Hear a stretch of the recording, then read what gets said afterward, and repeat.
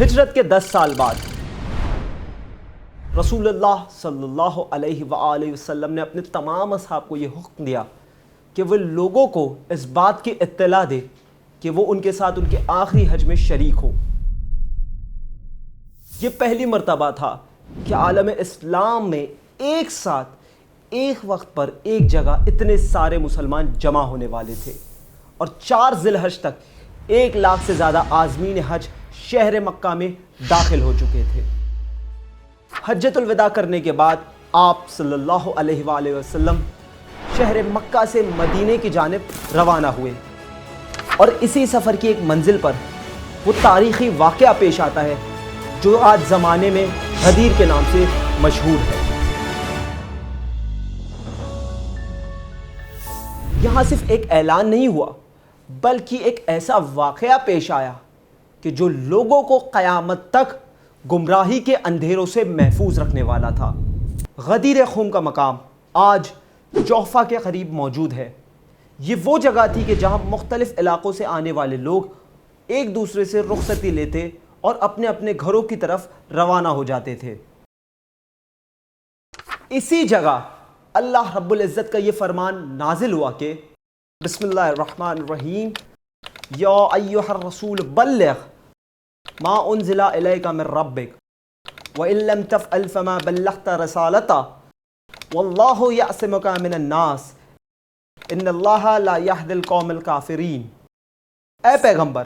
آپ اس حکم کو پہنچا دے جو آپ کے پروردگار کی طرف سے نازل کیا گیا ہے، اور اگر آپ نے یہ نہ کیا تو گویا اس کے پیغام کو نہ پہنچایا،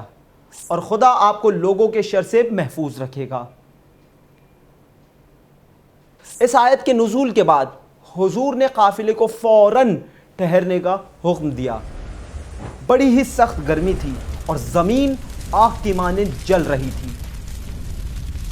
قافلے کے جو لوگ آگے نکل چکے تھے تو حضور نے انہیں واپس پیچھے بلوایا، اور جو لوگ پیچھے رہ گئے تھے تو حضور نے انہیں جلد سے جلد اس مقام تک پہنچنے کا حکم بھجوایا۔ اور جب سب ایک ساتھ اس مقام پر جمع ہو گئے تو اونٹوں کے کجاووں سے ایک منبر تیار کیا گیا۔ نماز ادا کرنے کے بعد رسول اللہ صلی اللہ علیہ وآلہ وسلم نے ایک طویل خطبہ دیا جس کا آغاز اللہ کی حمد و ثنا کے ساتھ کیا، اور فرمایا، خداوند لطیف و خبیر نے یہ اطلاع دی ہے کہ مجھے بہت جلد اس کے پاس بلایا جائے گا، اور میں اس کے بلاوے پر لبیک کہوں گا۔ میں تم سے پہلے حوض کوثر کے کنارے حاضر رہوں گا، اور تم اسی حوض کے کنارے میرے پاس لائے جاؤ گے۔ دھیان رہے، میں تمہارے درمیان 2 غیر قدر چیزیں چھوڑ کے جا رہا ہوں۔ انی تارکم فیکم الثقلین کتاب اللہ و عطرتی اہل بیتی، کہ میں تمہارے درمیان ایک اللہ کی کتاب یعنی قرآن مجید اور دوسری میری عطرت یعنی اہل بیت علیہ السلام کو چھوڑ کر جا رہا ہوں۔ ما ان تمسکتم بہما لن تضلوا بعد ابدا، کہ جب تک تم ان دونوں سے متمسک رہو گے میرے بعد کبھی گمراہ نہیں ہوگے۔ وَلَن يَفْتَرِقَ حَتَّى يَرَدَ عَلَيَّ الْحَوْض، اور یہ دونوں اس وقت تک جدا نہیں ہوگے جب تک کہ مجھ سے حوض کوثر پہ آنا ملے۔ اس کے بعد حضور نے مولا علی علیہ السلام کا ہاتھ بلند کر کے یہ ارشاد فرمایا، اے لوگو، کیا میں تمہارے نسبت تم پر مقدم نہیں ہوں؟ تو لوگوں نے جواب میں فرمایا، اے اللہ کے رسول، کیوں نہیں؟ تو حضور نے فرمایا، ان اللہ مولایا وانا اولی بالمؤمنین من انفسہم، کہ خداوند متعال میرا ولی ہے اور میں مومنین کا ولی ہوں۔ الا من کنت مولا فہذا علی مولا، کہ جس کا میں مولا اس کا یہ علی مولا۔ اس جملے کو حضور نے 3 دفعہ دہرایا تاکہ اس پر زیادہ سے زیادہ تاکید کی جائے، اور پھر یہ دعا فرمائی، اللہم والی من والاہ وعاد من عاداہ وانصر من نصرہ واخذل من خذلہ، کہ اے اللہ تو اس شخص کو دوست رکھ اور سرپرستی فرما جو علی کو دوست رکھتا ہو اور انہیں اپنا مولا اور سرپرست مانتا ہے، اور اس کی نصرت فرما جو علی کی مدد اور نصرت کرتا ہے، اور اس شخص کو اپنے حال پر چھوڑ دے جو علی کو تنہا چھوڑتا ہے۔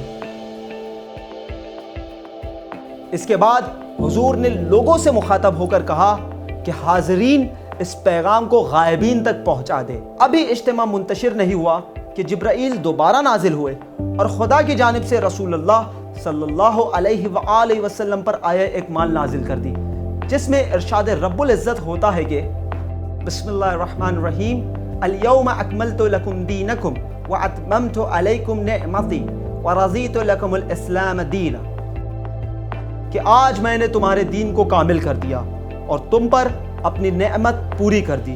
اور تمہارے لیے اسلام کو بحیثیت دین پسند کر لیا۔ اس موقع کی مبارکباد تمام صحابہ نے امیر المومنین علیہ السلام کی خدمت میں پیش کی اور کہا کہ بخن بخن مبارک ہو علی ابن ابی طالب کہ آج آپ میرے اور ہر مومن مرد اور عورت کے مولا بن گئے۔ اس کے بعد حضور نے تمام لوگوں کو یہ حکم دیا کہ وہ امیر المؤمنین کہہ کر علی کو پکارے اور ان کی بیعت کرے۔ اس واقعے کے بعد عالم اسلام میں ایک عظیم ولولہ پیدا ہو گیا، لیکن جیسے جیسے وقت گزرتا گیا سیاسی مفادات اور ذاتی خواہشات نے اس اعلان کو پس پشت کر دیا۔ اگرچہ تاریخ کے صفحات میں اس واقعے کو چھپانے کی لاکھ کوششیں کی گئی، لیکن اہل بیت علیہ السلام کے چاہنے والوں نے اس واقعے کو ہمیشہ زندہ رکھا اور غدیر آج بھی ان کی محنتوں کی بنا پر زندہ ہے۔ یہ محض ایک واقعہ نہیں بلکہ پوری امت کے لیے ایک دائم ہدایت کا پیغام ہے، اور اگر یہ امت غدیر کے پیغام کو اپنا لے تو یقین جانیے فرقہ واریت، نفرت، گمراہی اور ظلم کا اندھیرا ولایت کے نور سے ہمیشہ ہمیشہ کے لیے عالم انسانیت سے دور ہو جائے گا اور سماج میں عام ہوگا the message of humanity۔